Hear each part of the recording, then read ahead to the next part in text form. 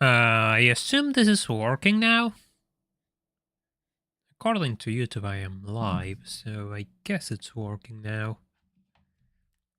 Hello everyone, I hope all of you are doing well, having a good Sunday. It's been a while since I made a stream because I've been busy. I know, I need to get better at being consistent again with streaming, but we'll get there. I'm pretty sure we're totally going to get there. Hey Lucasful, welcome to the stream, hope you're doing well. I'm gonna write a message on Discord for everyone just in a little bit.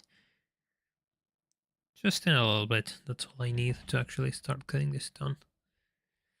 Hey Senko, hey Ibix, hey Kiryu, hope you guys are doing well, enjoying your Sunday, welcome.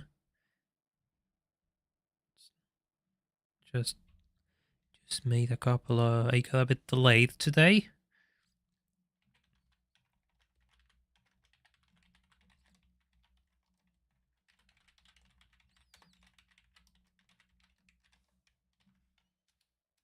There we go.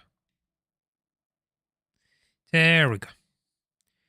So, I hope everyone is enjoying their Sunday now that all the pre-stream duties have been completed. Kind of late, but they have been completed, that's what matters. And today for this stream, I actually have a bit of a topic that I encountered by accident. Somewhat by accident, somewhat by looking in. So you might be wondering why there is a 924S on the thumbnail and why there is a 924S on the screen right now.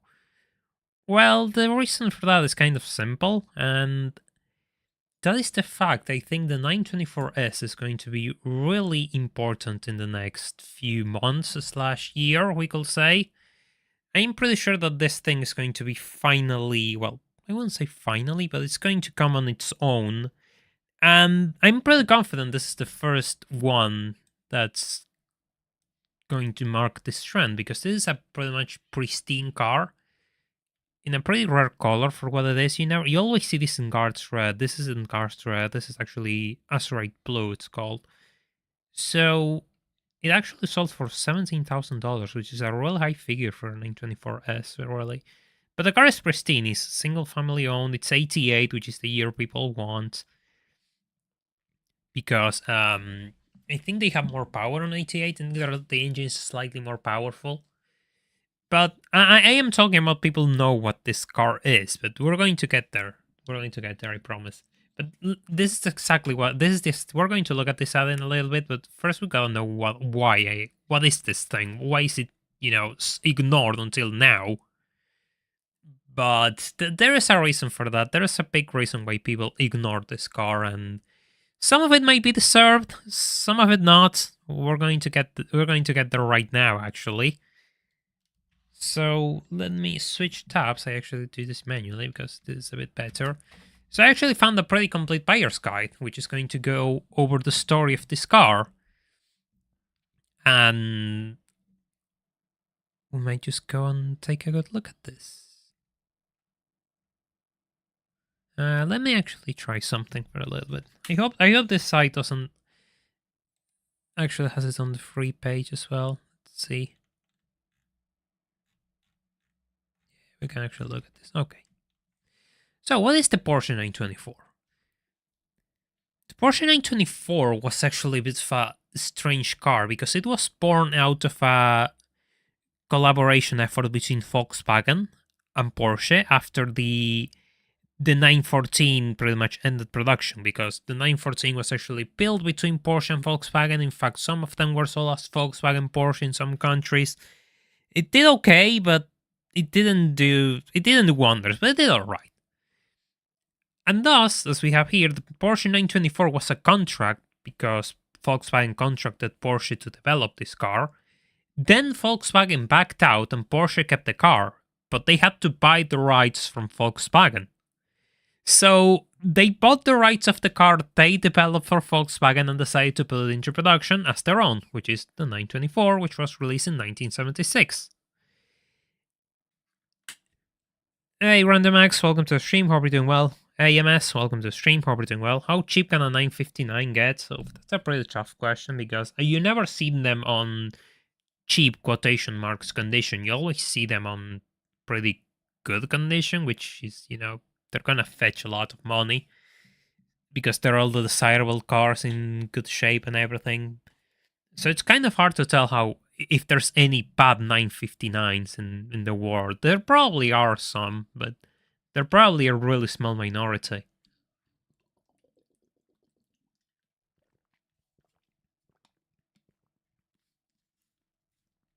Yeah, the 914 was a bit different because the 914 was actually born out between a.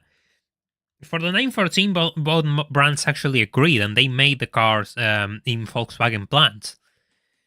And Porsche made I think the 914/6s with the 911 engines were actually built on Porsche factories, but most of them were built on a VW plant, the inline the Boxer 4 engines.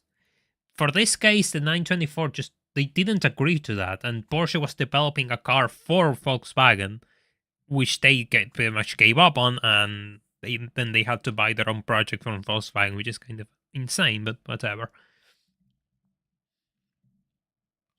It's a bit different. There's also the Macan and Cayenne. Yeah, but the thing about the Cayenne, I think that the Cayenne is going to come on its own relatively soon. I feel if it hasn't already, but I feel that appeals to a different generation of people. And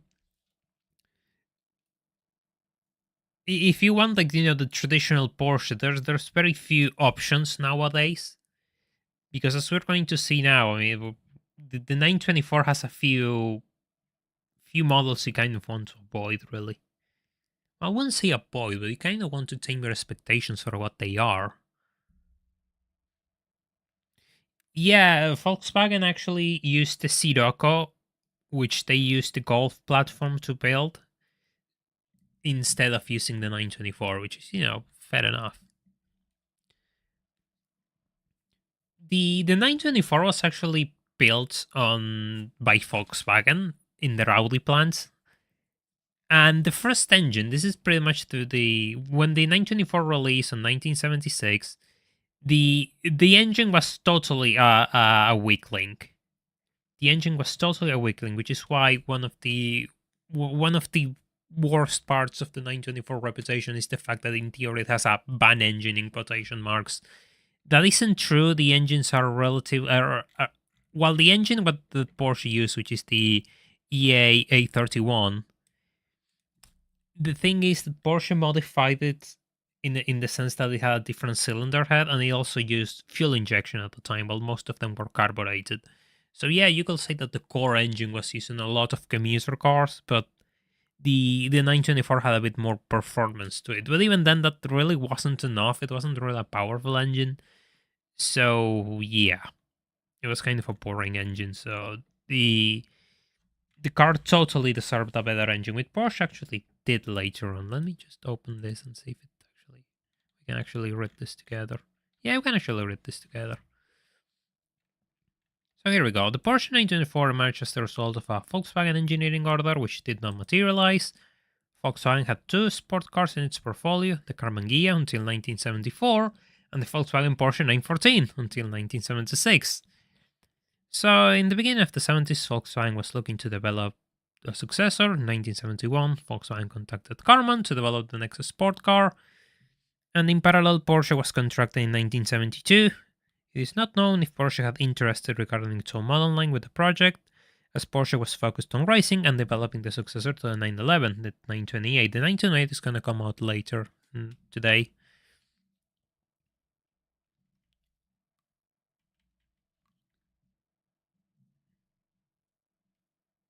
Volkswagen demanding on the news. Hey, MRP, hope you're doing well. Welcome to the stream. I'm doing alright. I'm just giving an introduction to the car that I actually want to look into today. Volkswagen demanding on the new sport car considering spacey rear seats for children. That the 924 wasn't exactly roomy on the back, so yeah, fair enough. Good luggage space, the 924 had that, and mechanicals to be used from existing Volkswagen and Audi models.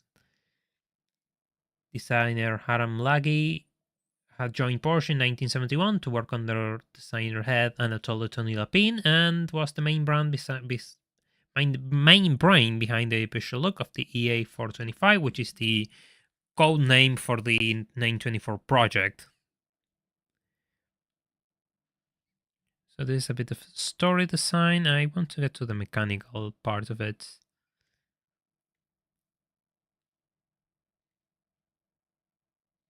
This is what we were talking about earlier, that Volkswagen actually backed out of the deal. And Porsche actually was interested in the car if they could sell it for a good price, which, fair enough.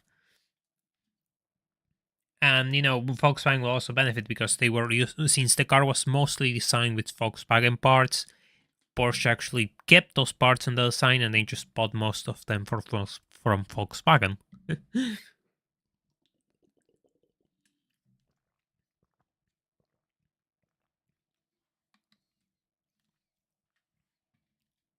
However, it says that the body itself was redesigned, and Porsche redesigned everything for the 924. So that's interesting. They didn't use the same body panels as they were planning to for the Volkswagen design. 924 was introduced to the world on November 15, 1975, which was the embargo date for the 924 photos.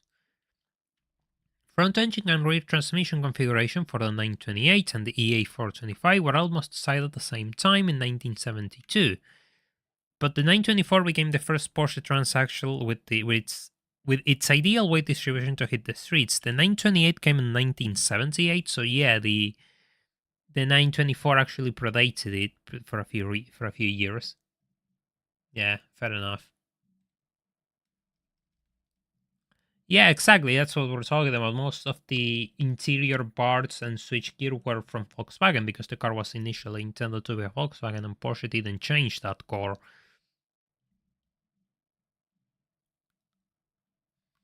For the first year in 1976, the 924 was only available in Europe. This is kind of funny because Porsche actually then released a 912, which the 912 was a 911 body with a Boxer 4 engine. It used to be the engine of the Porsche 356, right? But this 912E, which they released, was a G-body 911, right? With a, let's see if this actually shows it. It was a G-body 911 with a different engine. It was something like this, but it had a Boxer 4 engine, and they only sold it for a year. It was called the 912E. It was a really peculiar thing. Yeah, that was quite the stopgap model, really.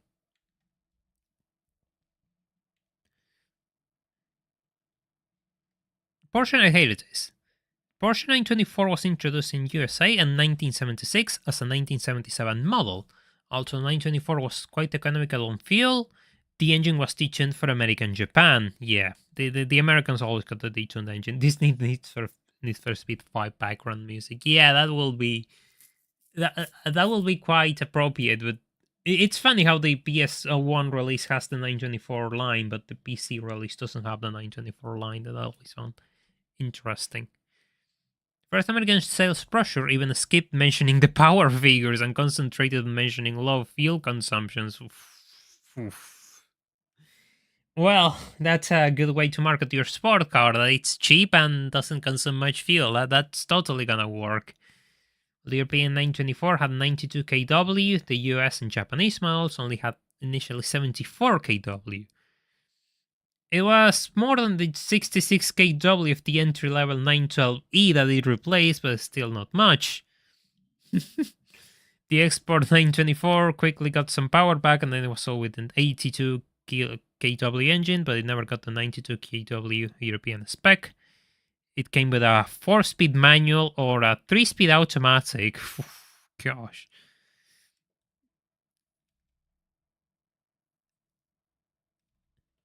Yeah, you can imagine how slow that was.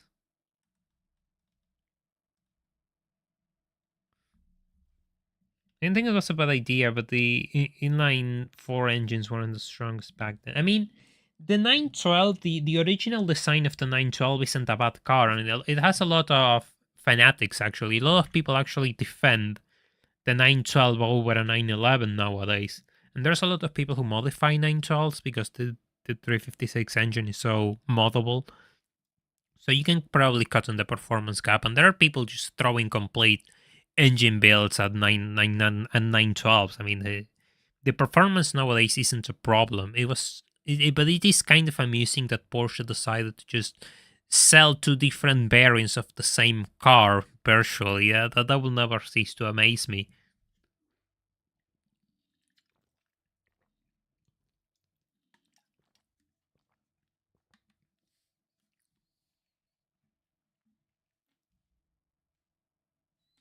Yeah, the 3-speed automatic was a feature of the car, and they didn't change that even when they got a 5-speed manual for 1980, I think it was. So I think that paints a relatively good picture of what is the early 924. I mean, it's not exactly the quickest car in the world.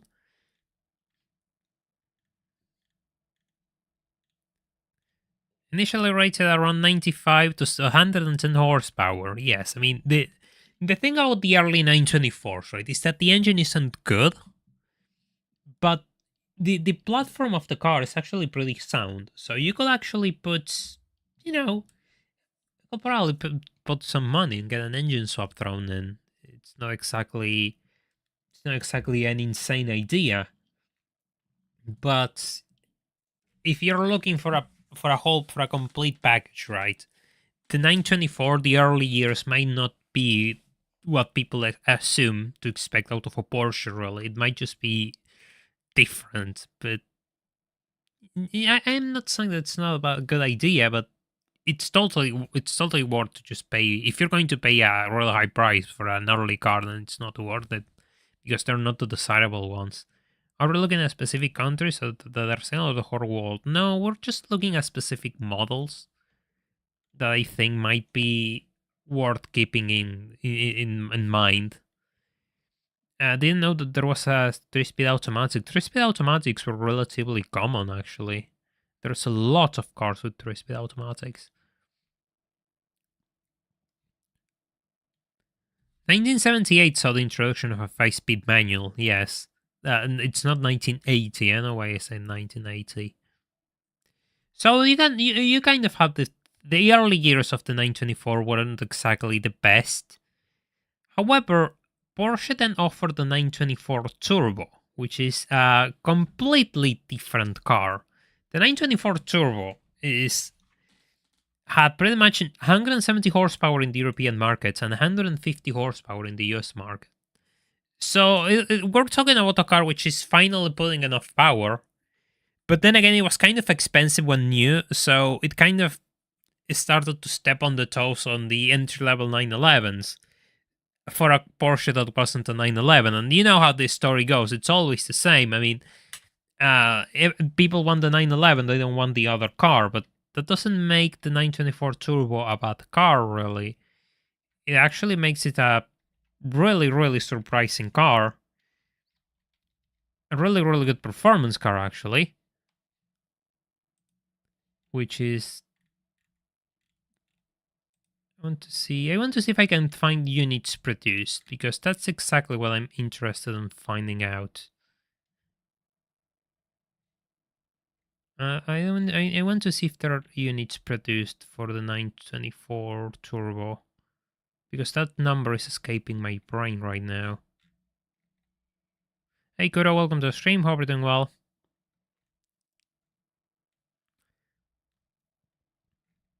Because this is a 924 Turbo, by the way. See, it has the dogs on the front. It looks a bit more aggressive than the original 924, obviously. It's a really pretty car, but the thing is, they are kind of expensive nowadays. We're gonna get to that.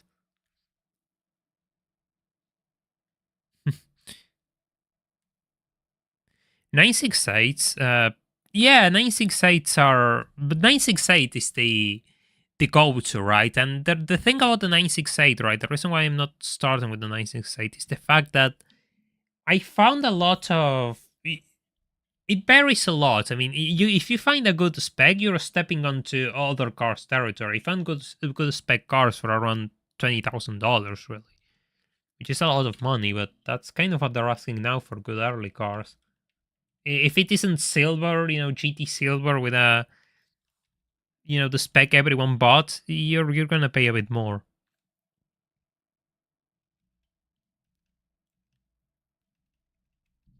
Now, I can't find a production quote, but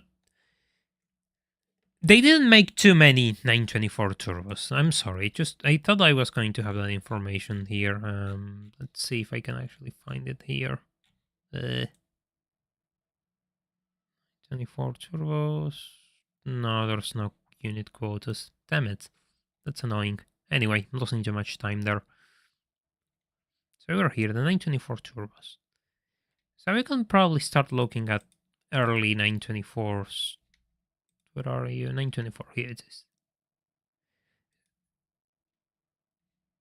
So this is a 924 turbo for those wondering. I mean, this is a really pretty car. Look at this is a beautiful color, beautiful spec. I mean, I'm not going to deny that I like the 924 turbo. I think it's a pretty beautiful car. However, I think that they might be a bit pricey to find for a really good unit. This one is over $20,000 asking price. You can buy a 944 for 6K. Those days are long gone, though. I mean, the cheap 944s don't exist anymore. We're going to get to that, but they are the cheap 944s just aren't the car anymore.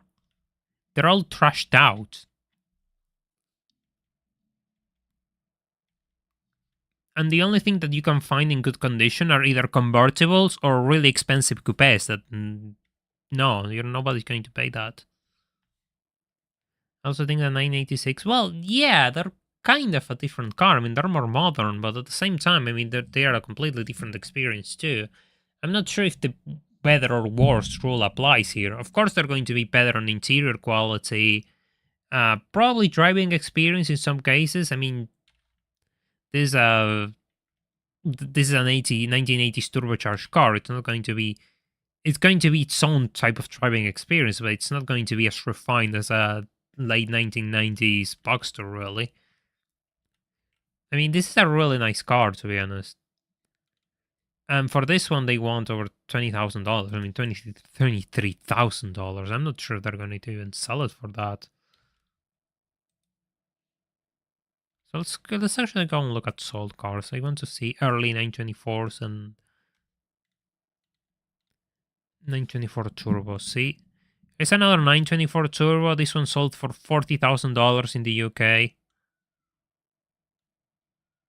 It's not exactly cheap. So the turbos are actually starting to command good money. You might say this is a trashed one. I already looked at it because the price was really interesting, but this is a trashed unit. It sold for almost nothing, but I think it's a rebuild title or something like that. Just no history whatsoever. Nothing. Absolutely nothing.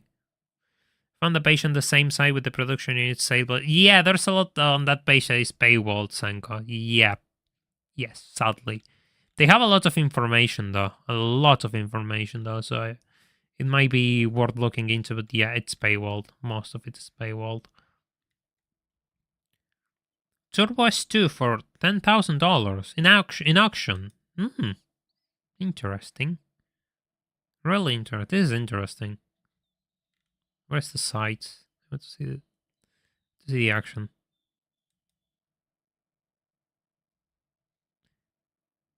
Yeah, the 944s are all gone. I mean, if I going to bring a trailer now, and let's just do that exercise. Let's just do that exercise. Because I don't think people comprehend how bad it is now. If I go into bring a trailer now, and there are coupes, sure, but most of it are cabriolets. If you just go down, you start to find a lot of cabriolets. And most of the 924s that you find are early cars, and the early cars aren't too good, to be honest. They're not exactly... Actually, if you're going to buy a 944 early car, you might be better off buying a 924S, because the 924S was lighter, and sure, the engine was slightly downturned, but these two shared the same engine. So performance-wise, the 924S was almost the same as the 944. In fact, in some cases, it was slightly better. So buying the earliest 944s, there are just not exactly desirable cars from a performance standpoint. I mean, they're not bad. I mean, I think they're nice cars. I like them. But I will start looking at least a 944S at the bare minimum if you want an inch of performance in these cars. Because these aren't quick cars. These are really slow cars, actually, for a performance, mindset. This one sold for $17,000, and it looks alright. It looks alright. Cheap 996s. That ship is also gone. They're all the good ones are around $20,000 to $30,000 now. See 924. See, here's the thing. You're a star. You want to go into S2s. There are all cabriolets, by example. There aren't any good ones. All the coupes are early cars. All early cars. Look at this: 87, 88, 88, 86, 86, 88, 87. This one didn't sell. That's why I'm not looking at it. If it says speed 2, it means it didn't sell. If it was sold, it will say sold for. So yeah, I mean, all of these cars are really early ones, and they are not exactly the ones you want. If you want performance, I mean, if you just want a cool car to cruise around, then yeah, sure, you can do much worse. But personally, I will go for an S or an S2, but those ones cost a lot of money if you can find one.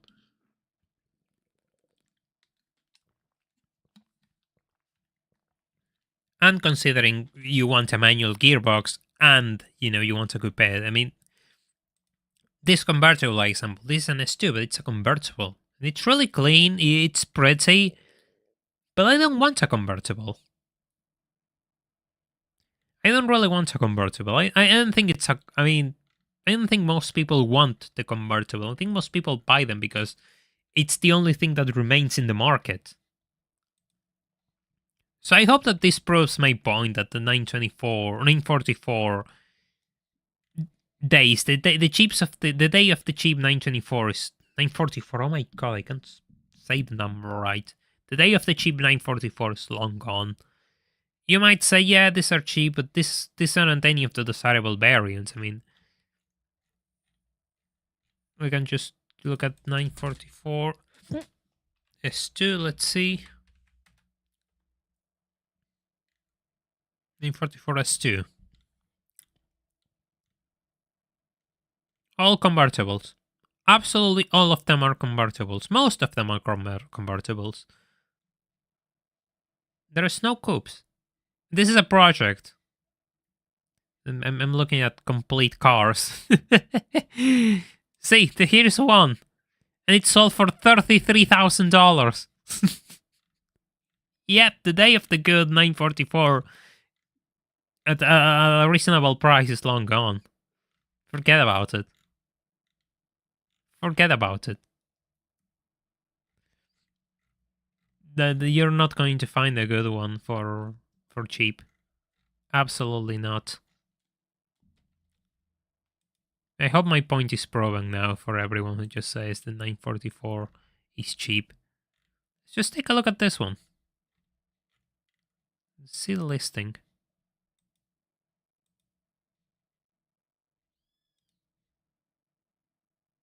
I hope it works. Decline. No. Less than 60. Well, I think they mean that less than 60 left in UK roads. Oh, the interior is a bit rough. Let's just take a look at these pictures. And the 966 is not a bad car. I mean, at all. I think it's a pretty good car. The interior is a bit shot. But, they can probably replace that. The important part of this car is the mechanical side.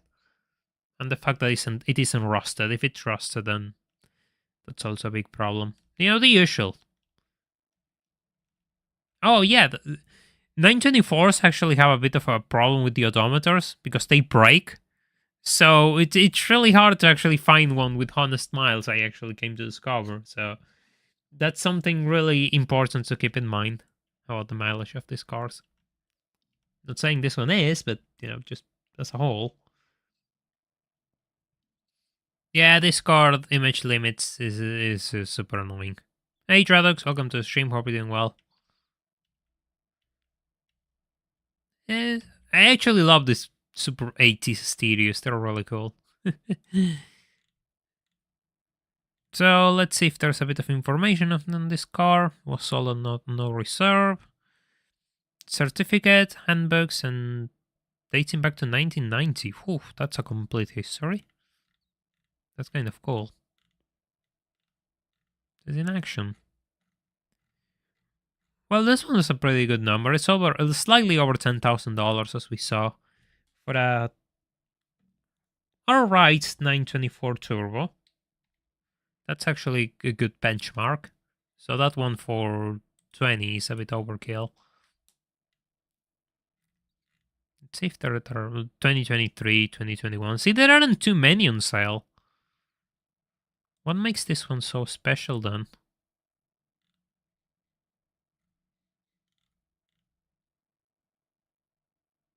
Oh, see, it's all at multiple auctions. Huh. Interesting. What makes you so special then? I hope that it actually sends me to the website. Oh, here it is. Official Porsche Classic restoration. So it was restored by Porsche. Interesting. First registered on July 1st, 1980, this 924 had traveled some 96,000 miles when the car was selected to participate in a nationwide competition run by Porsche. This well-documented concourse-level restoration was carried out in-house at the official Porsche Center to compete against the country's other official dealers. Oh, that's interesting. So that's why the car's pricing. Oh, okay, that's fair. It was completely restored. With a comprehensive the main philosophy find the car needs attention to well, okay. With a comprehensive bare metal repaint in the original car shred and a subsequent and notable restoration, documented photographically and together with corresponding Porsche invoices included within its history file, an understated 550 man-hours, this Porsche 924 Turbo must be the best example in the world. Should anyone look to replicate and use official Porsche work? Oh god. Use official Porsche workshop labor complete with all genuine Porsche supply parts. This restoration will have an estimated cost of more than £150,000. Jesus. Yeah, the price makes sense now. The price makes sense now. Oh god, it has a Porsche interior. That's super cool. That's so cool. It actually got a feature. It was featured in the magazine. I want to see shots of the interior, please. Please let me see shots of the interior. The car looks stunning. Jesus Christ. Yeah. Oh, there it is. God, I love this interior. So cool. Such a cool interior. Please give me more shots of the interior. Just don't mix everything. Just put the exterior shots and the interior shots together in groups. Don't do this to me. Oh, green gauges. I like the green gauges. Yeah, this car is a one-off. This is a unicorn. The modern Porsche unit with Bluetooth and everything is a nice touch. Yeah, the Panamera is a pretty underrated car, but the thing about the Panamera is that all of them are automatic gearboxes. I mean, there are PDKs. Sure, I mean, it doesn't matter. I mean, they're pretty cool cars. I adore them, but if you want the manual experience, in most cases, it won't be with a Panamera. This is a ridiculously cool car. Yeah, no wonder why people paid so much for it. No wonder. Yeah, I get it. I absolutely get it now. So this is why pricing matters, because it tells you a lot of the story of the car if you actually look at the pricing.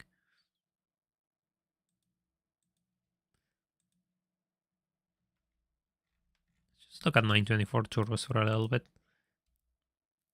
Yeah, the tachometer is weird on the 924 turbos. Yep. Sold. Let's see it sold.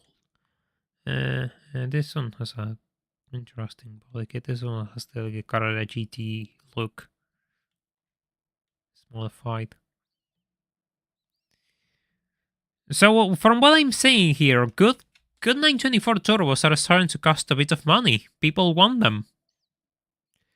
This one was sold almost a year ago. Bring a trailer, and it sold for $30,000.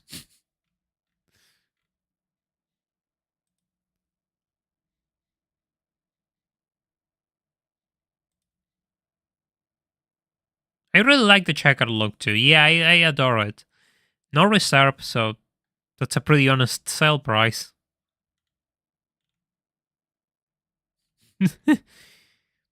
This 1981 Porsche 924 Turbo remained in the car in the car of a in the care of a single family until 2012. They wrote car, so I was so confused. In the care of a single family until 2012, and it spent roughly 25 years in storage. Was driven infrequently after the passing of its original owner in 1987. Oh god, so the car was stored for most of its life. No wonder the mileage then. Yeah, this is one of those unicorn cars which people throw crazy money at. It has no miles. It's ridiculously clean, well looked after, really good story. Yeah, these are all the things people pay for. So yeah, $30,000 car.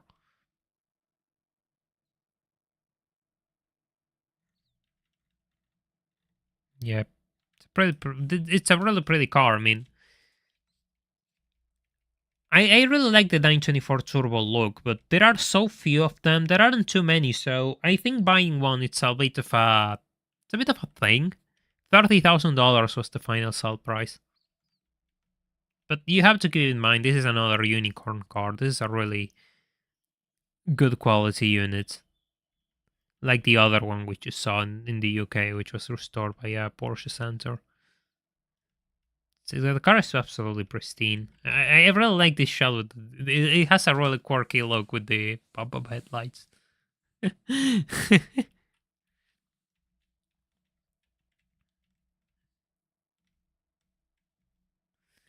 Yeah, well, I mean,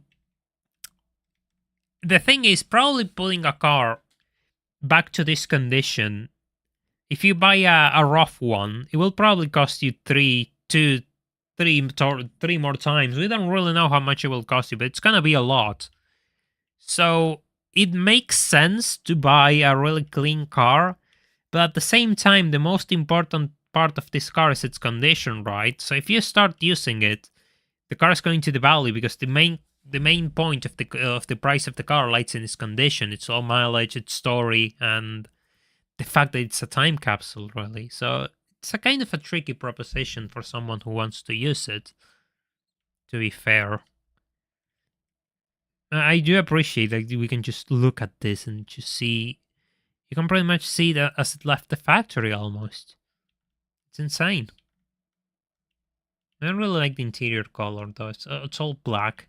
It's really, really boring interior. Yeah, still pretty nice.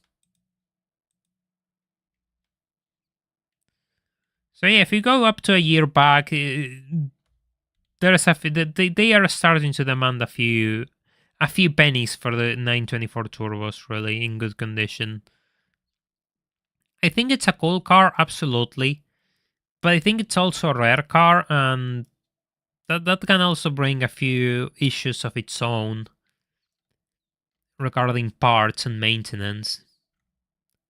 So it's always a compromise that one has to make. Personally, I will always go for the 924S. I think the 924S is the one to get. 924S, here you are.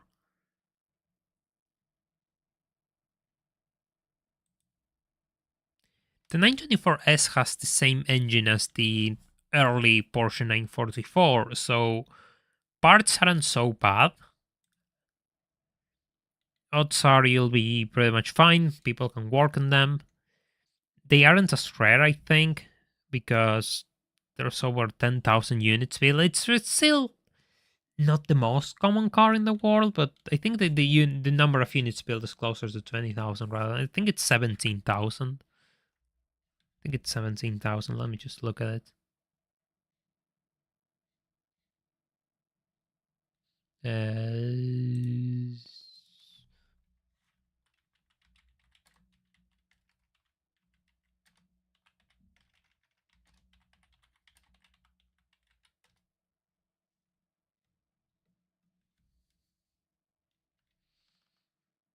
17,000, according to the internet. A quick search.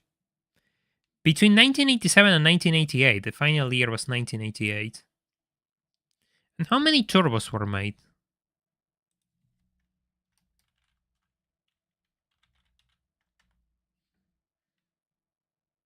13,000 turbos in a 4-year time period.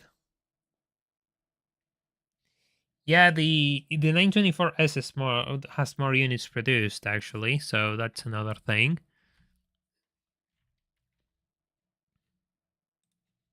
Let's go back to here. See how many.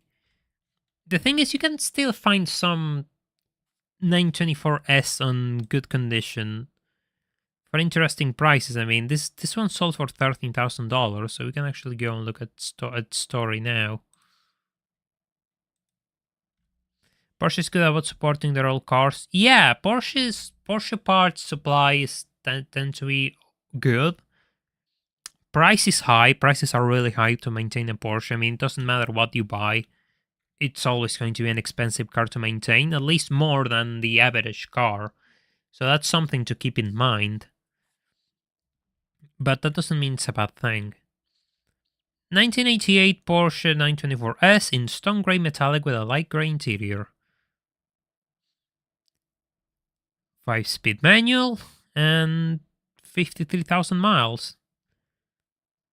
Carfax begins in 2006 and contains a gap from 2014 to 2022. Interesting. It has paint details. It has interior details. Okay, it's a 40-year-old car. Happens. If the condition is good.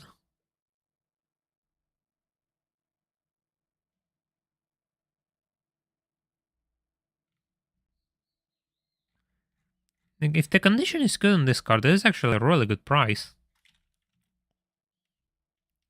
Most of these are guards red, so any color which isn't guards red is instantly stands out. Even if this is gray, I mean, in theory, I would prefer a red car, honestly, rather than a gray one. But it's important to note that the most vibrant color seems to be the most common for the 924S, which is usually the opposite, especially in an entry-level car. The entry-level cars usually get the worst colors, the worst everything. Not in this case, it seems. It's actually these sort of cars which are actually rarer. But this one looks really clean. It looks really pretty for what it is. But yeah, it looks awesome. $13,000 for this is a pretty good price. I really love these telephone dial rims, as they are called. They're just so pretty. And the gray interior adds up a lot to it. It adds a lot of charm. The lighter interior adds a lot to it. Yeah, absolutely. Looks really pretty. Really, really pretty. I'm not sure if you can see it, but it says Porsche on the trim of the seats. That's a super cool detail. It's a super cool detail. Yeah, I mean, another thing to note is the fact that the dash on this car always cracks, and this one is not cracked. So that's a pretty good. That's pretty good. That's a really good thing to have. The fact that it isn't cracked, it adds a lot to it. I love those ATs, those units. The stereo units, they look so cool.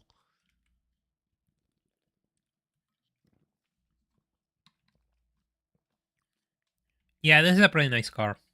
Yeah, the person who got this got a beautiful car. Yeah, absolutely. Absolutely. And there's a lot of this. I mean, here's another one for with less miles, or so it claims, for $12,000. Almost the same price. I mean, just a bit less, really. Maybe the story wasn't as good. Second owner car, whom it remained until December 2024. Oh, powered by a 2.5 inline 4 manual transaxle, showing 27,000 miles. This 924S is now offered with owner manual, service records, tool and tire inflation kits, a car cover, clean Carfax report, and a clean title. That's pretty good. It's finishing Guards Red, which is the main color of the 924S, really. Looks really good on Guards Red, honestly. I think you don't really need to find rare colors for this car. I really like it on red. I would prefer a lighter interior, though.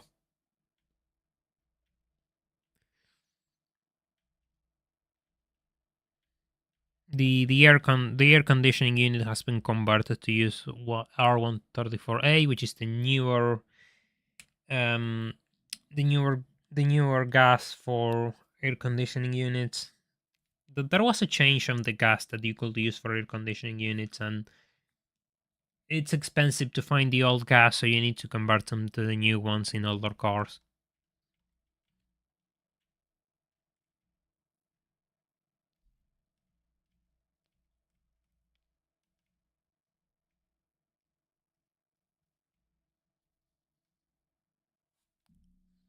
Let's take a good look at these pictures. I saw a video of a restoration of an FCRX7. The dash was completely ruined, cracked, and beyond salvation. Yeah, and those parts are really hard to find usually. It's not easy to find dashes, no matter which car you're talking about. So when those break, and they will in some cars, it's a really painful process. So yeah, if you can find one with a complete dash, is always a good idea. Always a really good idea. Because you'll have to hunt a spare car otherwise, or pay a fortune for a matching dash, which is not good. Yeah, red really works for this car. I think it's the color. No, I don't think there are other colors which look as good as red for this car. It has a lot of charm in red.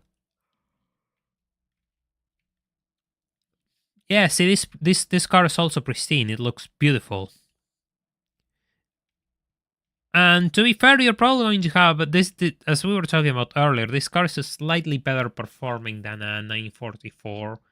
The area where the 944 will probably win is in interior quality, because the 924s used a lot of PW parts, and the interior quality of the 924 is lower than the 944. I'm not too sure if you can use 3D printing to make a new dashboard. I assume you couldn't, because a dashboard is a really big item. So I'm not too sure if you could. I don't think so. Otherwise, they will exist already. Yeah, this is a beautiful car.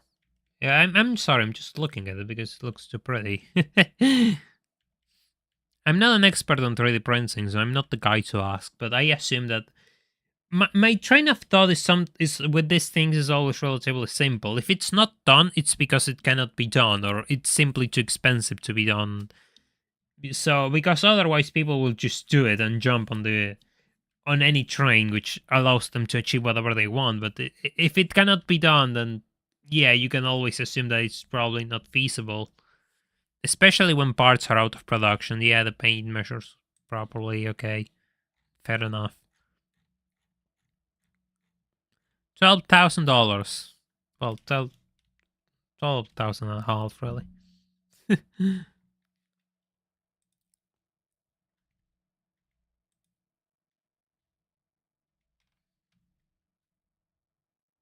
A 4,000 miles 924S, again in red, but this one is an automatic, what the hell? 4,800 mile, 1987 Porsche 924S with a 5-speed. What did it say automatic then? Huh, that's an error. 4,000 miles. Jesus. Again, guards red, black interior. They replaced the dash. Yep, there he goes. Another car with a cracked dash. Makes sense. In the video, they managed to get a dash from a wasted Yeah, exactly. That's exactly what you usually do. You just find a donor car, a trash car, which you can take off your dash from, but it's not always that easy. Sometimes you don't have a trash car to take your dash from, but yeah. That's usually the way to go.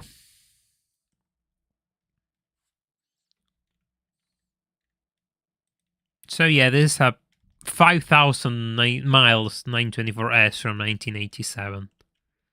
Yeah, this is insane. It must even smell like new in the interior. This is a 40-year-old car with 5,000 miles. 45,000 miles. Good lord. Good lord.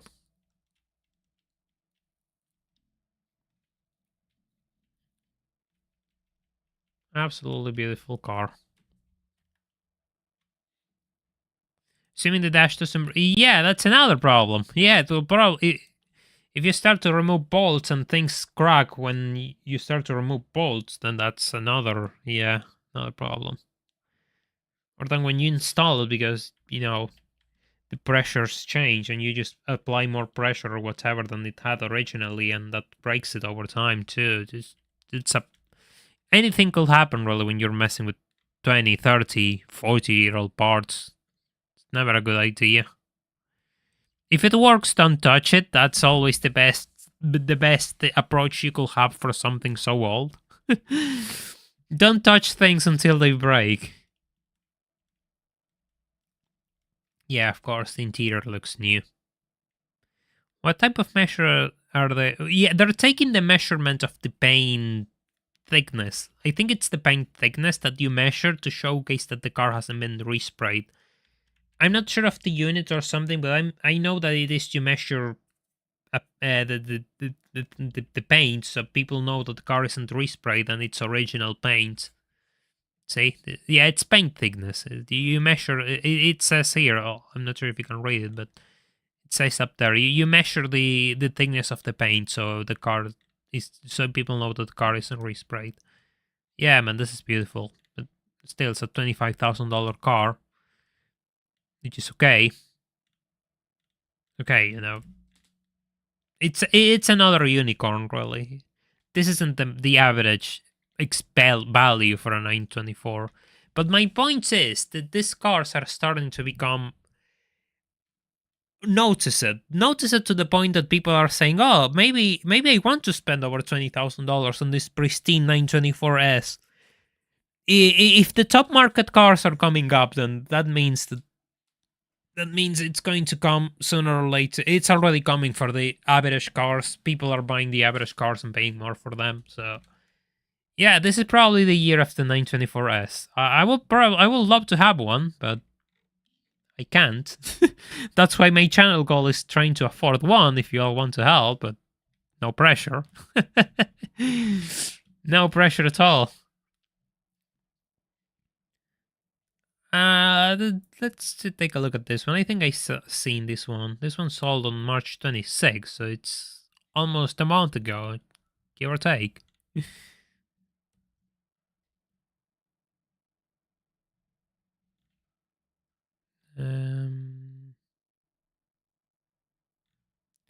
Oh yeah, this one needed a lot of service work,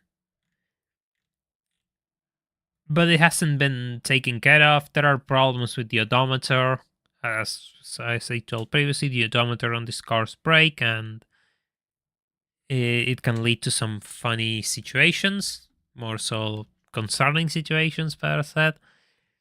So yeah, this car had around $4,000 of service work which needed to be done. Which, if we add it to the sold price, it will be around $13,000 for a complete car, which adds up to the somewhat average units that we have been looking at. So again, it makes sense. People are paying around $12,000 to $15,000 for sorted units, and this one needs $4,000 of work and other things, so it's sold for less. Fair enough.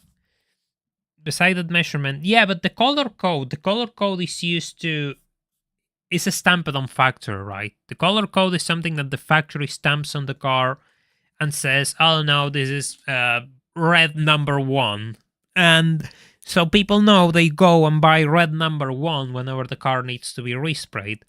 But even if you respray the car on red number 1 from the factory, it will not look the same. So you end up with these cars which have mismatched paint sometimes, and that's obviously a clear sign of a respray, that even a really, really good respray can actually look a bit off. It happens. So the color code is not the color code isn't exactly a guarantee that it's original paint. It's more so a manufacturer stamp to show the options of the car, including the color code. Yeah, the car looks alright. I mean, but it probably had that service work that needed to be done. I will appreciate if you could load the picture.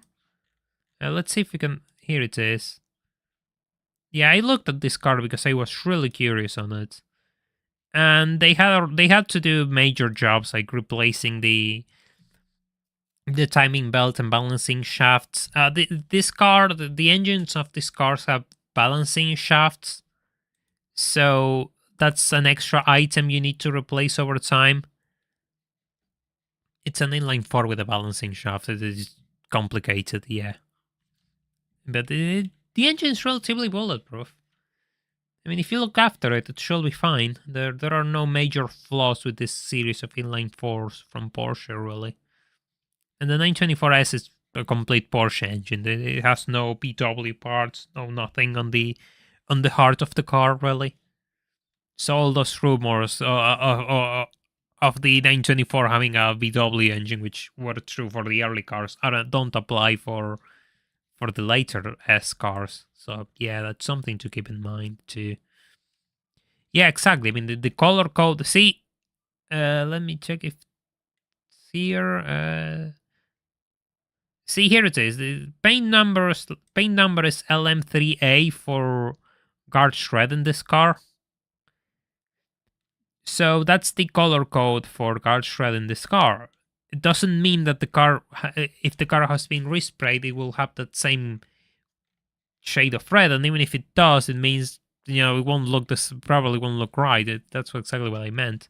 That's why people take measures. They measure the paint with thickness gauges. I hope that made sense. I'm kind of stumbling over my words as usual. Here's another one. Here's another one. Yeah, I think the point for the 924 has been proven. It's a pretty cool car. And it's going to come on its own this year, I feel. What are the other things I wanted to open? Oh yeah, there's a turbo test, but I don't think I'm gonna read that. Just gonna get rid of these tabs. Because I kind of wanted to look at 944s as well. So as I said,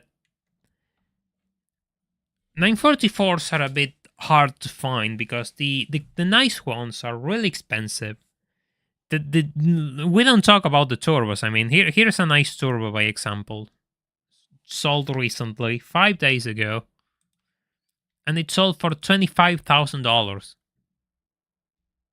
$25,000 for a 944 turbo. I mean, it's a cool car. I love the 944 turbo, but it's a bit expensive. This is 911 money.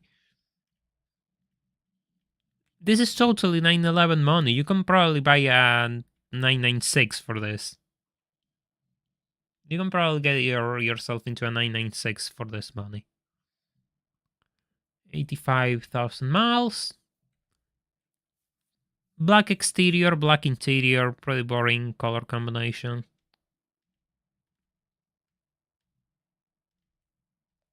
It's a new windshield wiper motor. If anyone's concerned. Oh no, that's totally a deal breaker, right? It has the new Porsche communication management system, which is pretty much a stereo with Bluetooth and other things. It's a pretty expensive unit. I think it's like $2,000 or give or take.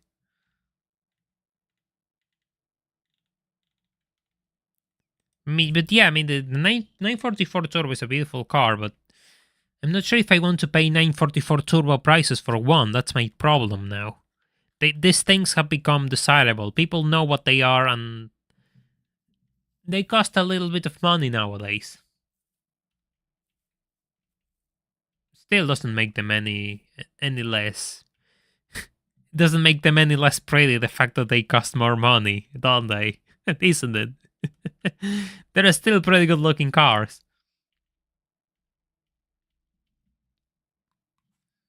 This is just one of the many 944s we're going to see in these prices.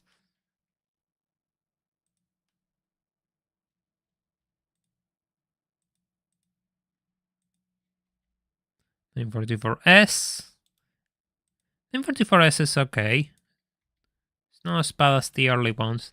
The lesser cars in the day anywhere are becoming as or more valuable than their big brothers on the used market. Seems to be a recurring trend in my eyes. Well, there's a thing, right?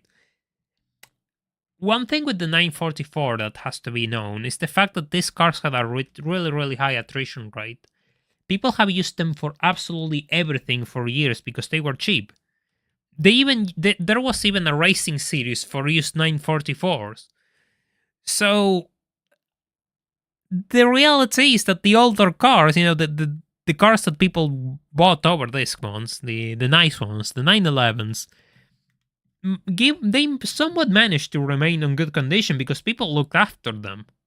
So there's more units nowadays than there are of these guys because these guys, most of them were trashed.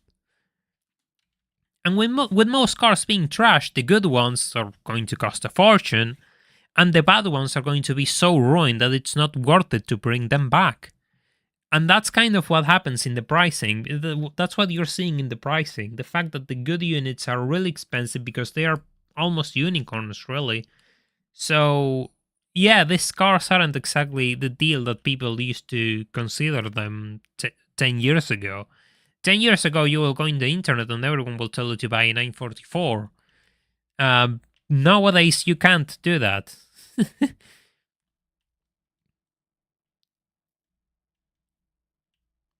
1998 944S. Metallic brown over Cadbury brown leather. Ooh, I like that color combination. Brown on brown, I like it. Looks cool. It had a bunch of things done to it. Replacing the timing belt, balance shafts, accessory belts. That's pretty good.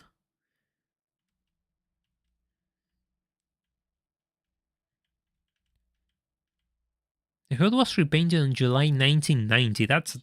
God. I'm really jealous when I start to look at these things. In this country of mine, sometimes you just buy a car and the story of the car is a complete unknown. Nobody knows the story of their cars. But of course, they're all going to ask for top market. They all want top dollar for their cars.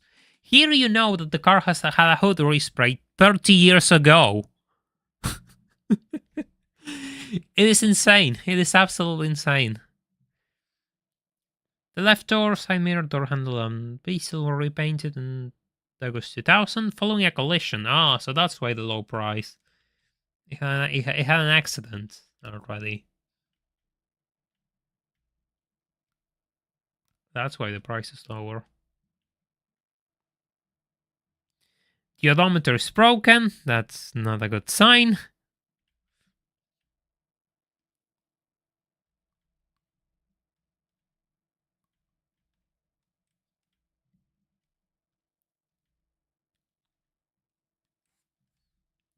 So yeah, that makes sense. The car had an accident, and the odometer broken. Yep.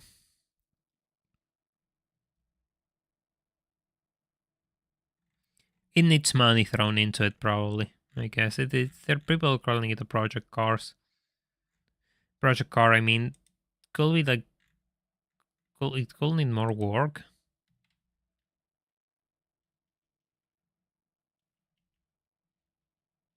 No, doesn't seem that. It seems like it had a bunch of things done to it. It doesn't look half bad. Could be worst.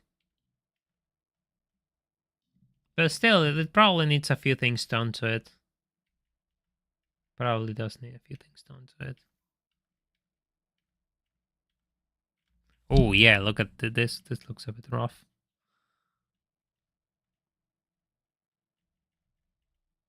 But yeah, this is the cheap 944 is this. At least the ones with that relatively decent engine. Another turbo. There's a clean 86 944. We're not going to look at those such early cars. $50,000 for a 944 turbo. Yeah, but that's more than 911 money. That totally buys you a good 996, by the way. A really good 996 you can buy for $50,000. Probably have even some spare money too. I'm looking for S and S2 coupes, especially S2s. But as you can see, there aren't too many. There are either the super early ones or turbos. There's no in between. No S, no S2s. That's insane.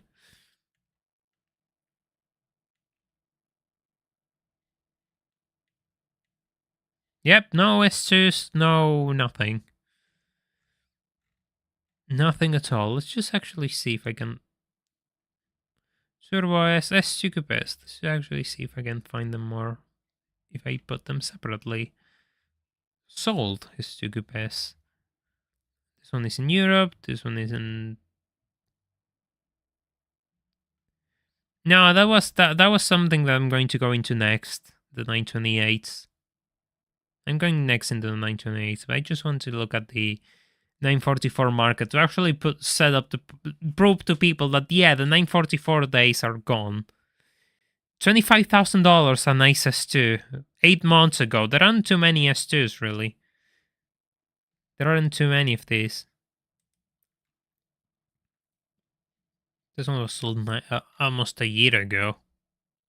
This is like a good one, a really good one, but still.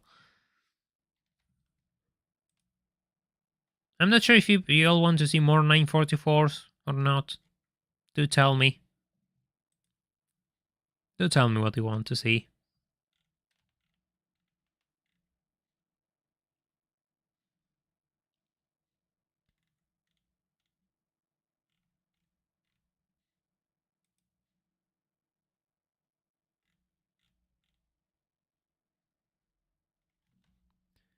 That's a pretty high price for an S2 convertible. I should add. Yeah, no, there are no more cheap 944s. Those days are long gone. Why is this turbo $8,000? I need to know. Oh, it's all modified. I can already see that. Yep, it's all modified. Oh, poor thing. Poor thing. This is the life of the 944. They have all been modified. Most of them have been modified and trashed out. This is a survivor for now. Yeah, that looks really rough. That looks really rough. Modifications include a Lindsay Racing M-Tune, MAF kits, KKK turbocharger. Yeah, it's running much more power than stock. Okay, fair enough. Seller states that engine runs poorly at above 4,000 RPM. Oof. So yeah, this car is off for the junkyard then. Oof. You had a really rough life, didn't you? Poor thing. I actually feel sorry for this car. I actually feel really sorry for this thing. Damn, man. You could probably put a different engine there. Maybe. I don't know. Might be a good project idea.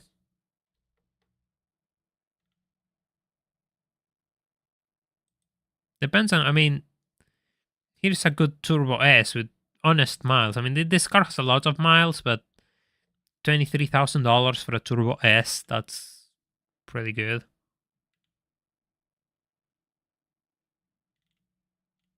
This one looks really pretty. I don't like the steering wheel.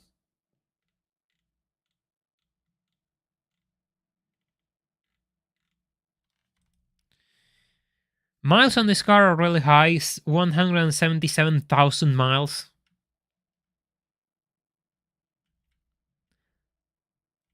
Yeah, the mileage is really high. But it looks good. It looks really pristine, at least from these angles. And it seems to have all of its maintenance history. So that's good. I mean, maybe for the cost that it will take you to do something with the trash one, you could probably enjoy this. And it's even a Turbo S, so it's... I think the Turbo S was pushing like 250 horsepower, give or take. It was a really... It was a significant number. I want to see interior pictures.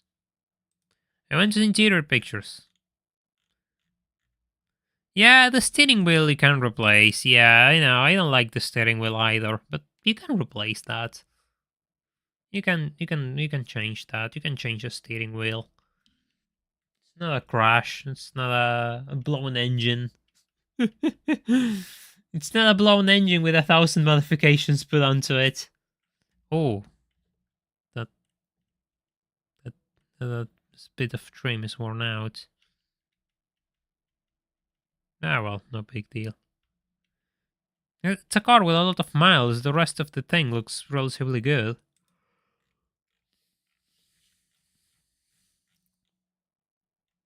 No, auction didn't meet reserve, so it wasn't sold. Why does it show us sold then? What the hell?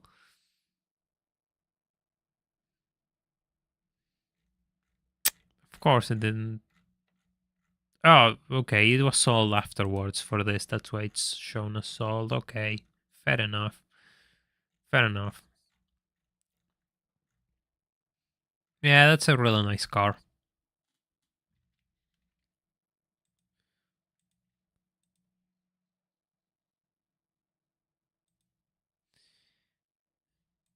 So, yeah, I mean, the reason why I'm not going to look too much at 944s is because that point was proven by myself already. The good ones are really expensive. However, another car that is actually on their way up is the 928. The 928 has been on its way up for a few years now, but you can still find interesting units for reasonable prices, actually. And the good ones are really expensive too. There's been an urban legend that Porsche limited the 944 boost pressure to limit its acceleration to stop it outperforming the 930 turbo. I'm not sure if urban legend, but the 944 turbo was a really good car on circuits, really, and the old G-body 911s totally struggled to keep up. Yeah, absolutely. The thing about the 928 is that most of them are automatics. So finding a good manual usually costs a bit of money. As you can see, good manuals are real expensive. But yeah, looking at these prices, the 928 days as a cheap car are kind of gone. My bad. I assume that they will be a bit more time. But It's still a car worth looking into, in my opinion, because it's not a 911, but it's its own thing. It's its own really cool thing, and I always like the 928, so I always try to bring it up whenever it's possible. The problem with the 928s is the fact that they are pretty complicated cars. So we could look at the problems. So we're going to, yeah, this is pretty important because the 928s are really complicated cars. They have all sorts of electrical issues and things. So it's pretty important to know what can go wrong with them.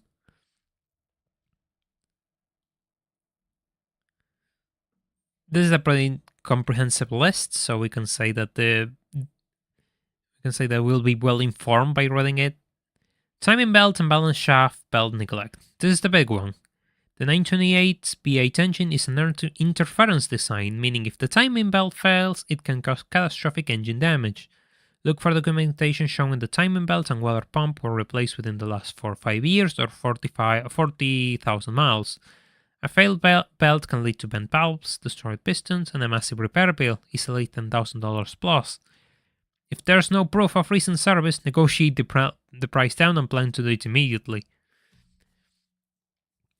Yeah, the thing about the 928 is that most of the car had a really long production run, and the entry, the stock 928 didn't last too long. I mean, the S was released in 1980, I think, but it didn't see US shores until much later.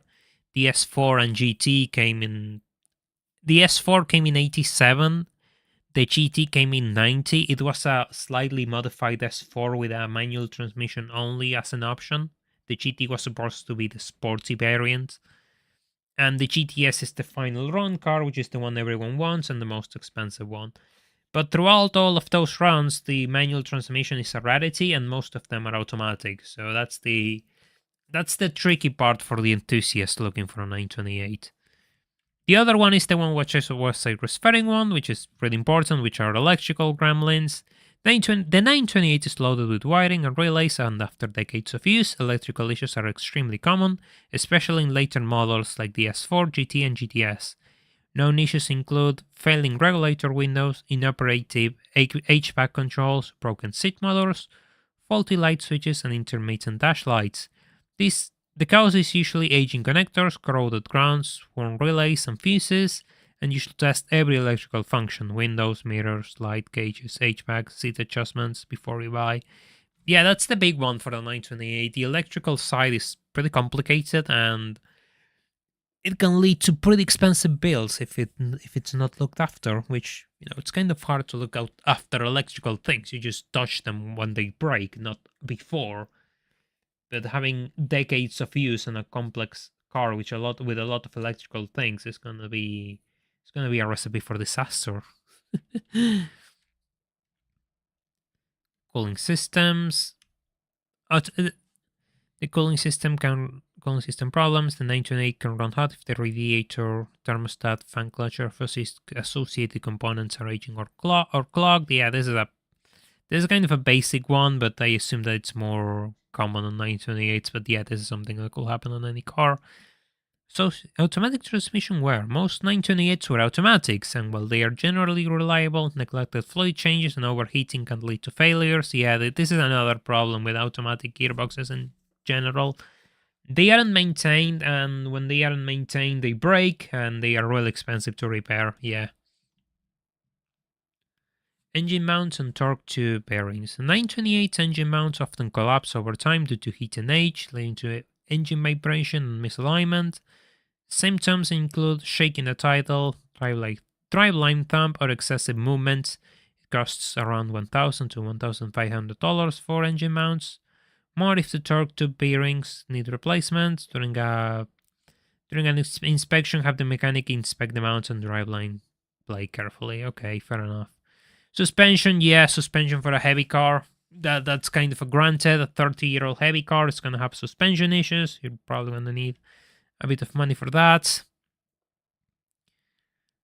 Vacuum leaks and idle issues. 928 engines heavily rely on vacuum for engine maintenance and HVAC controls. Cracked hoses or failing vacuum actuators can cause rough idling or inoperative air conditioning modes. Symptoms include high or hunting idle, poor throttle response, or climate control stuck on defrost. The fix is replacing vacuum lines and actuators, and it can be tedious and time consuming. Yeah, that's gonna be pretty expensive to repair. That's gonna take a while.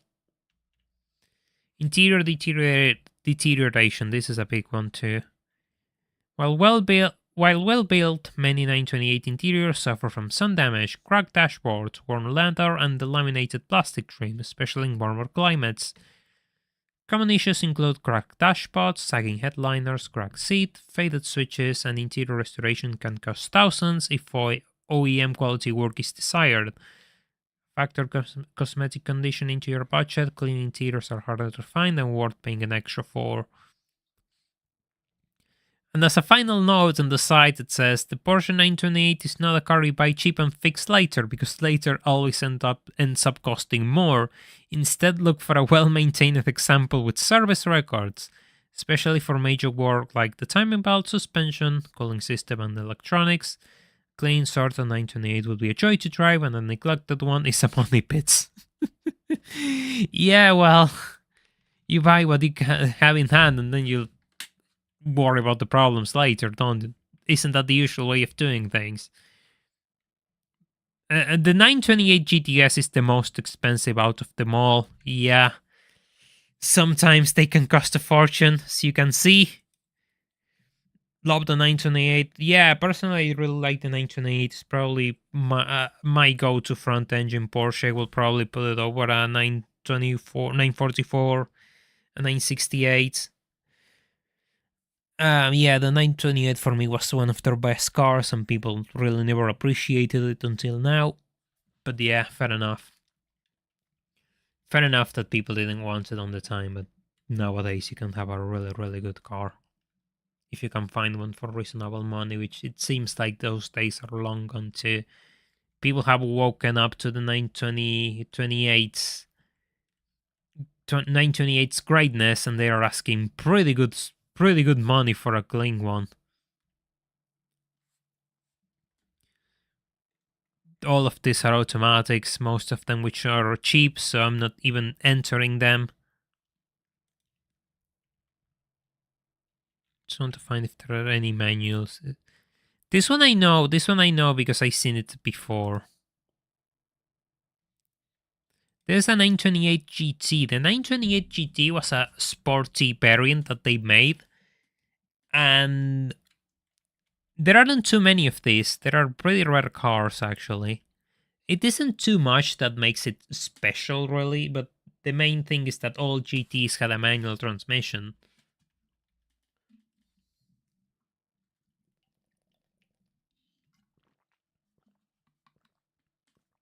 And this one sold for $30,000. It's carded red with black leather.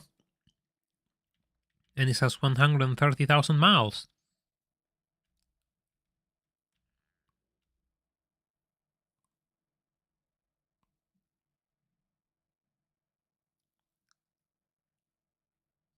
It has a few paint issues.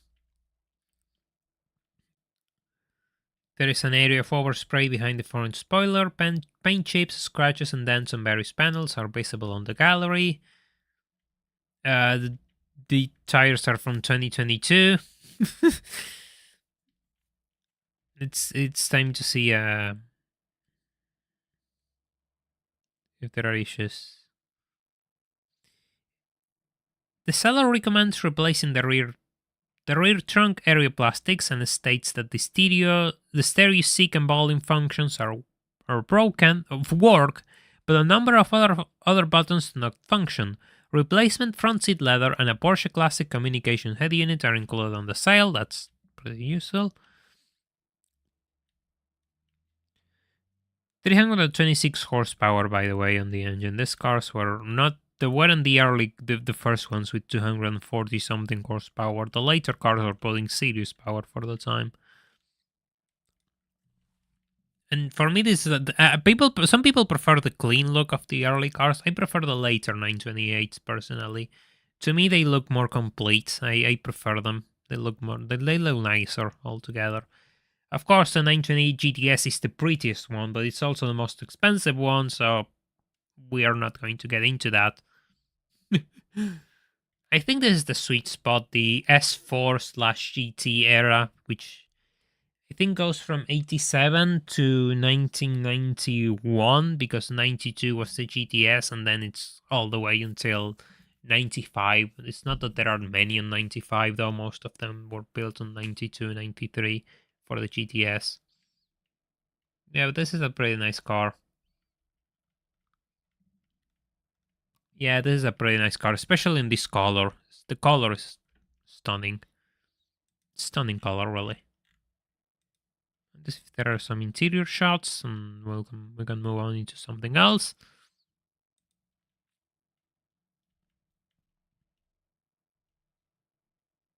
That's a nice interior. That's totally a nice interior. Yeah, it's really pretty. Super pretty interior. I don't like the color so much, but I'm not going to bother. It looks clean. You can really choose much. If you have to sacrifice the interior, then so be it. I'd rather have a nice car.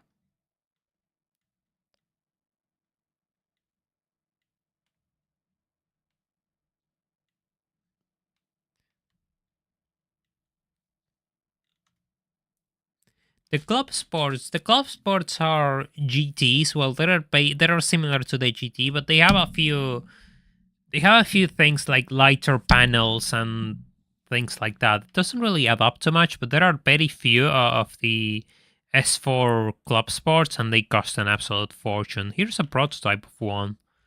I'm gonna see if there's actually a bit more information on the website. I hope that there is. Delivered new to multiple Le Mans winner and Porsche factory driver Derek Bell, one of 5 prototype units of the Porsche 928 Club Sport, built for a contemporary factory driver lineup. Grand Prix white over marine blue leather. That's pretty interesting. There it is. This car was actually offered to given to a Porsche pilot, so it has a bit of racing pedigree, it seems too. Porsche left Stuttgart on June 30, 1987.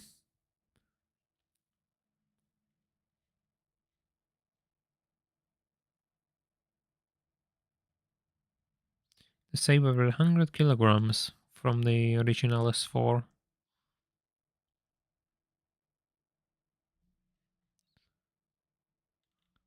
Yeah, the bodywork is, I think they used like aluminum panels or something like that. Pretty interesting car, really, but it's not like you were going to make a 928 much lighter. I mean, it wasn't the best idea that Porsche had. To be fair, this wasn't one of their best ideas to make a chunky GT lighter for track use. It wasn't going to work. So good to see that they didn't actually pursue this and they made only a few units. This is a prototype though, but still.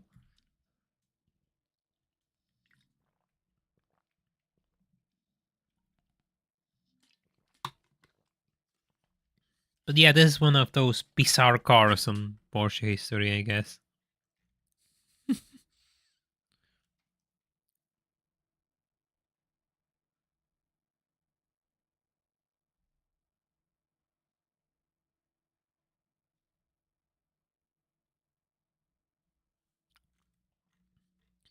Pretty interesting thing.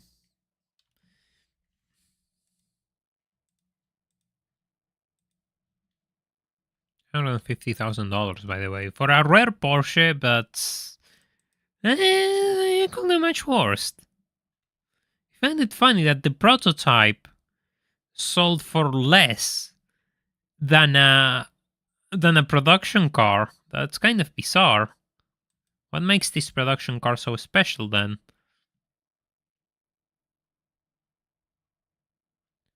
One of reportedly 19. That people don't really know how many 928 Club Sports were built. One of just reportedly 19, where it's a factory color combination of cars red or a black interior.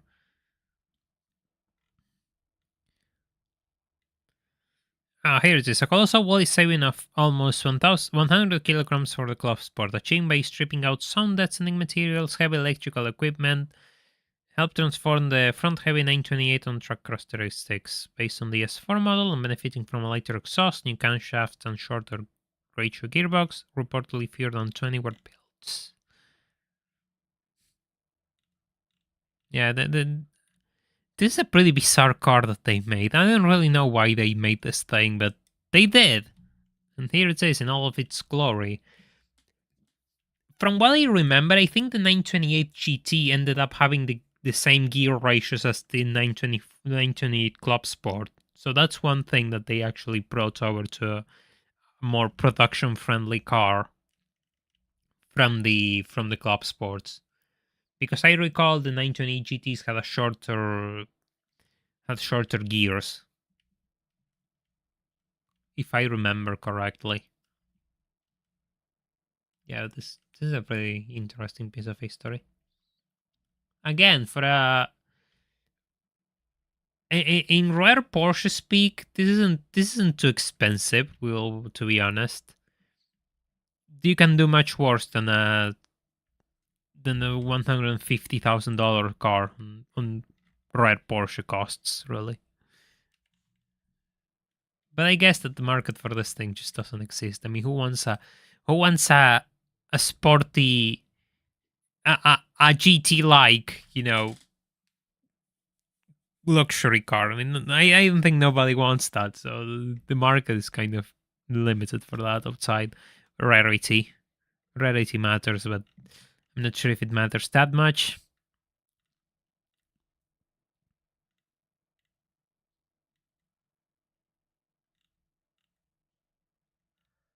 But yeah, of course, the 928 is just a beautiful car. That yeah, now we can say that the 928 has actually gone up in value.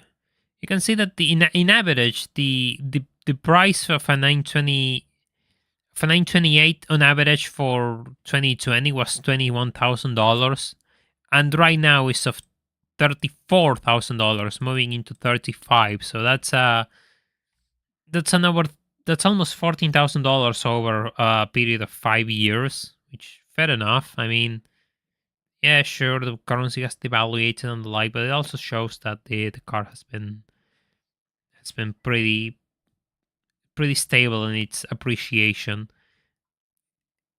Its price actually was higher a few years back. I mean, you can find that the average used to be 37 on 2022. So we can say that probably they had a few really desirable units come, and yeah, wow, $500,000 for a. Is there any detail for this? $400,000 for a 928 GTS. Oh, this is the final year. This is a 95, of course. Yeah, that one of just 26 US markets examples equipped with a 5-speed manual transmission. Yeah. Midnight blue over classic gray leather. Beautiful color combination. Okay. Yeah, so this is something really special. Okay, fair enough. Fair enough. Yeah, that explains it. It's also a manual. Pretty important. Not all GTSs are manuals. They are on the minority still.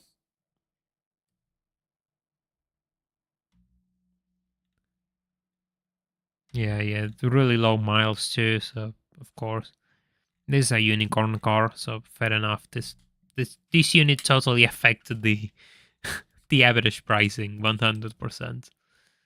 100%. This unit affected the average pricing.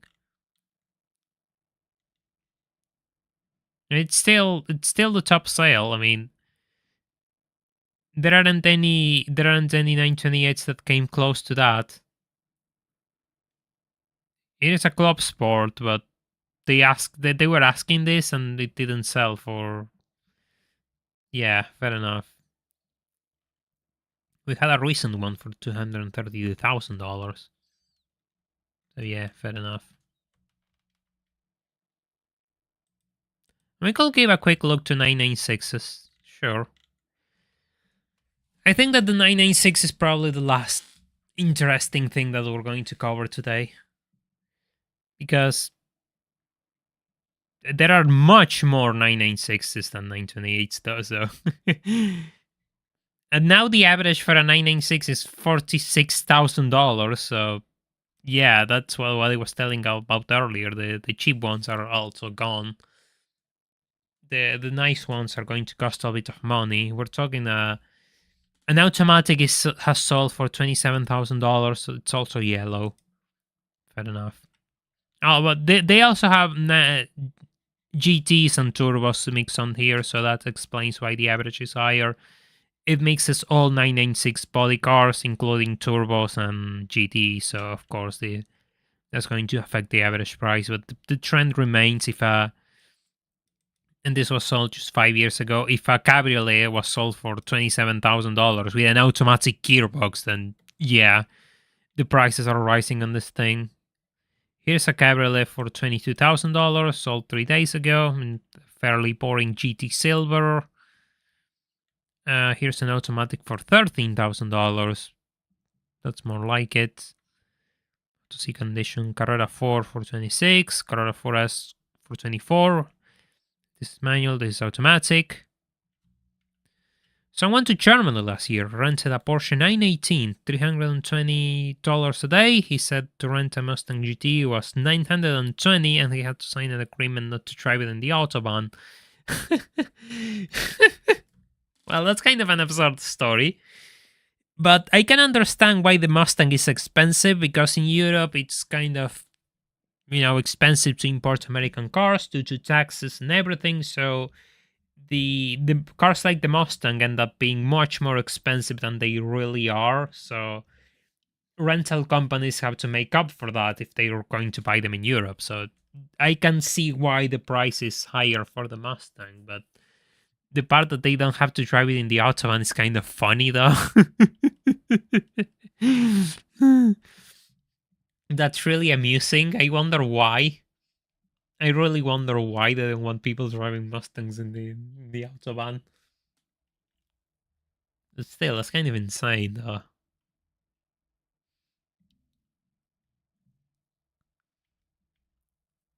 Yes, it is kind of what I mean. The days of the cheap 996 are long gone. I cannot find many past $30,000. Most of them here listed are convertibles, which I have nothing against convertibles, but as I said previously, convertibles are the cars which are the last ones to survive, because everyone has trashed the coupes. The coupes are the ones people want, and then convertibles actually are the only ones remaining.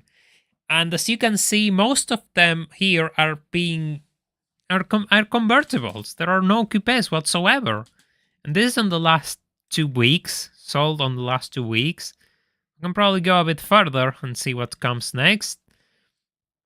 Here's a manual coupe in Sweden, $30,000. X50 coupe turbo. Oh god, I love the 9. Something that I really find tragic is the fact that I always assumed that I could make it in time to afford the 996 turbo that I always wanted. But it seems that even that one has gone, and I will not be able to afford it. That's tragic, man. Seriously tragic. Where I live, a blind guy could throw a rock at the road, and odds are he'll hit a Mustang. They are everywhere, like mosquitoes. Mustangs are fairly rare around here. You kind of encounter them from time to time, but my problem is similar to Europe's in the sense that Mustangs here are really expensive due to taxation and other things. So sadly, what could be a $30,000 to $40,000 car becomes an $80,000 car, and the new Mustang, the new ones are kind of overpriced for what they are, and the market is showing that they are having issues to sell them. So the population of Mustangs isn't going to increase in my land anytime soon, or so it seems.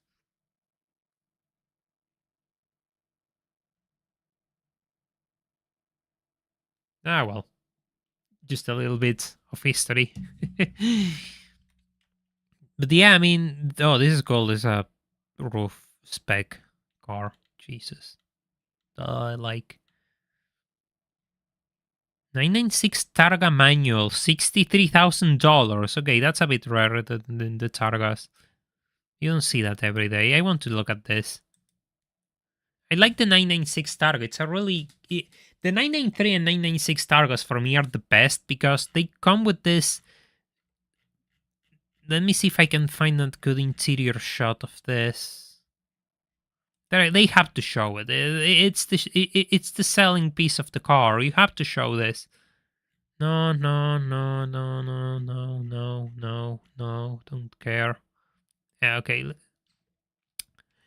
The thing about the 993 and 996 Targas is the fact that Porsche made them to be almost a panoramic roof design. I'm not sure if you can see. Oh, great.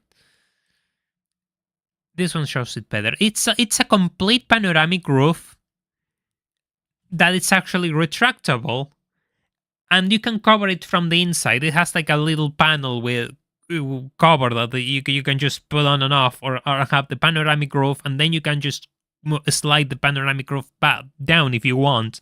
You have the best of all the worlds with this. This is the best Targa design of all time, and sadly Porsche didn't pursue it with following cars, I guess because it was a bit too expensive and complicated, and they didn't sell too many 993s and 996 Targas. They are pretty rare cars, but they are beautiful. They are absolutely beautiful.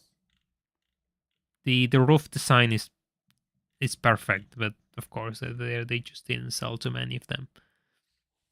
So the price is totally justified. I feel the price is kind of justified with this. You don't see this every day whatsoever. Especially with such low miles. The mileage is insane, 8,000 miles.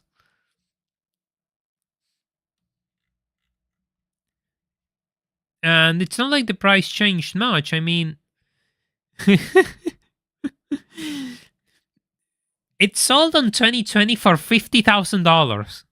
Then it sold on 2025 for $47,000, and then somebody bought it 10 days after that sale in 2025 for $63,000. What the hell?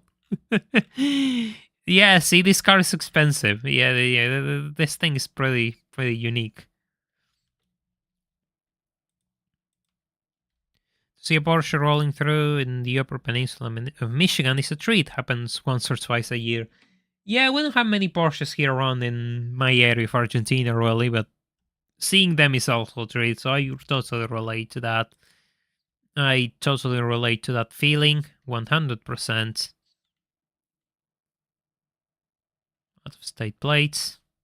Yeah, those details are going to be missing for me as I'm not American, but yeah, pretty much anyone who lives there is going to catch up to them relatively quickly.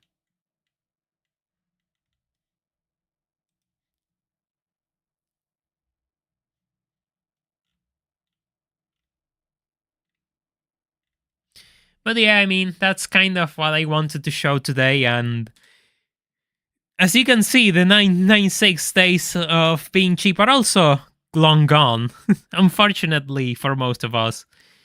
It seemed like it would last forever, but it totally didn't last. So I guess now that I wanted to show you all those 924s that I found, and it's an interesting little bit of conversation that we had, but I think for the time being, it's best if I call it for today, because I actually have to go and do other things outside. So I'm actually glad that we have all joined to see cheap Porsches. I appreciate all of you coming to watch me. I'll try to start making more videos to get things on motion. I'm sorry that I have been really lazy. It has been a bit tricky to actually put my ideas into paper, so I haven't done much. I know that I have kind of left this channel behind, but it's not what I want. I actually want to get into doing things, but it's hard to get them done, if you understand what I mean. If you want to join my Discord server, if you haven't already, there's a link in the description. Otherwise, I'm going to wish you all a good week. I hope all of you have had a good time on the stream. And I will be seeing you all of you soon whenever I turn on stream again on my Discord, or maybe for the next video if I actually find the motivation to start working. So I'm gonna thank you all for joining me in this stream, and I'm going to wish you all a good day. I'm going to tell you all to take care, and we'll see each other next time. Bye for now.